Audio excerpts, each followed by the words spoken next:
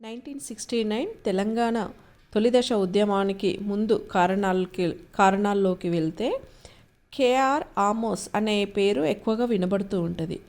ఈ కేఆర్ ఆమోస్ అనే అతను 1953లో పరిశ్రమల శాఖలో సాధారణ టైపిస్ట్గా పనిచేసేవారు.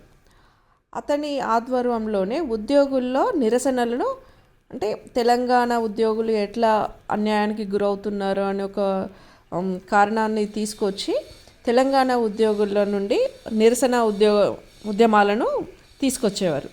అతని ఆధ్వర్యంలో 1946లో ములాజీ ఉద్యోగ సంఘం అనేది ఏర్పడింది.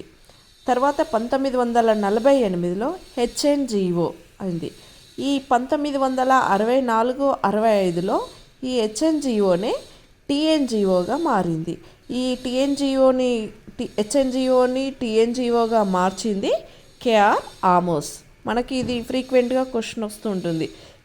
హెచ్ఎన్జిఓని టీఎన్జిఓగా మార్చింది ఎవరు అని. అతను ఎవరు? కేఆర్ ఆమోస్.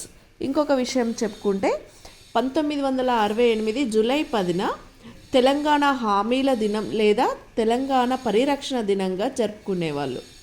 1968 జూలై 10న తెలంగాణ హామీల దినం లేదా తెలంగాణ పరిరక్షణ దినంగా జరుపుకున్నారు.